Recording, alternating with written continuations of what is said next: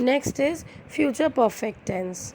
तो future perfect tense जो है वो एक्सप्रेस करता है एक्शंस को फ्यूचर में before another action in the future, and this is the past in the future. और तो इसका क्या है स्ट्रक्चर, जैसे हमने बाकी के स्ट्रक्चर्स पढ़े वो भी ये भी हमें पढ़नी है, याद करना है अच्छे से।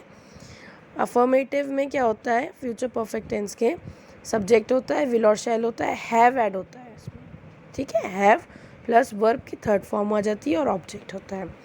Aditya will have completed his engineering by next year.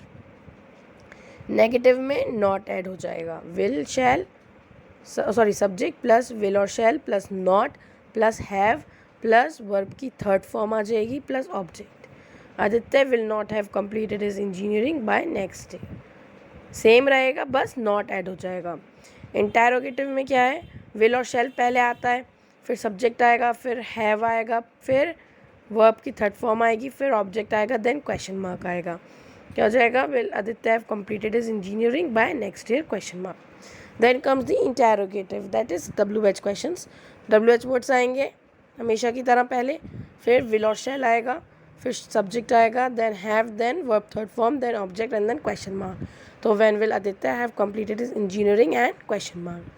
Then comes the interrogative negative. Okay, that is negative question, and that is will or shall plus subject plus not have plus verb third form, then object and then question mark.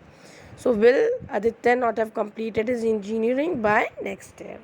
Okay, so these are the structure of future perfect tense, and this also you have to learn and you have to copy.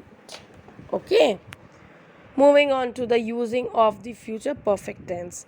तो future perfect tense कहाँ use होते हैं, जब indicate करना होता है completion of an action, ठीक है, एक सर्टेन फ्यूचर टाइम में जब हमें एक्शन के कंप्लीट होने को इंडिकेट करना होता है, there it is used. For example, they will have finished their work by next month, और before they come we will have clean up the house.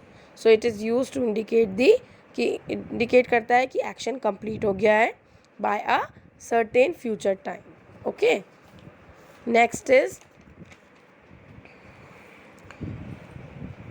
To talk about action which will last after a given point in the future.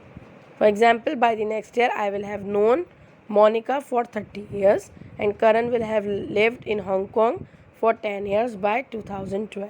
ठीक है, इसमें क्या होता है, इसमें बात करते हैं उन एक्शंस के बारे में जो कि लास्ट करते हैं एक सर्टेन पॉइंट के बाद भी फ्यूचर में, after a given point in the future. Okay, next is जब हमें एक्सप्रेस करना होता है conviction that something happened in the near past. Okay, that is the train will have left by now, we have to look for another way to get there. ठीक है, and bracket में I am sure the train has left. तो यहाँ पे express किया conviction कि something कुछ जो हुआ होता है नियर पास्ट में। ठीक है, for example, the guest will have arrived at the hotel by now, I am sure the guest have arrived at the hotel. Okay, so here it is completed the future perfect tense. Now moving on to the future perfect continuous tense. ठीक है, हमने क्या क्या पढ़े हैं अभी तक, simple future tense पढ़ा, ठीक है, उसके बाद हमने पढ़ा फ्यूचर कॉन्टिन्यूस टेंस, फिर हमने पढ़ा future perfect tense. Now we will study future perfect continuous tense. ठीक है, तो फ्यूचर परफेक्ट कॉन्टिन्यूस टेंस क्या होता है, हम फ्यूचर परफेक्ट कॉन्टिन्यूस टेंस वहाँ यूज़ करते हैं जब हमें एक्सप्रेस करना होता है सिचुएशंस जो कि लास्ट करती हैं फॉर अ सर्टेन और फॉर अ स्पेसिफाइड टाइम और time at a definite moment in the future. ठीक है, जो कि लास्ट करती हैं फॉर अ स्पेसिफाइड पीरियड, ठीक है, एक स्पेसिफाइड पीरियड, एक स्पेसिफाइड ड्यूरेशन, या फिर टाइम जो कि डेफिनाइट मोमेंट है फ्यूचर में। ठीक है, तो we use future perfect continuous tense is used to express situations that will last for a specified period or period of time at a definite moment in the future. Now the structure of future perfect continuous tense, same you have to write, okay, in your copy, and then you have to learn the rules.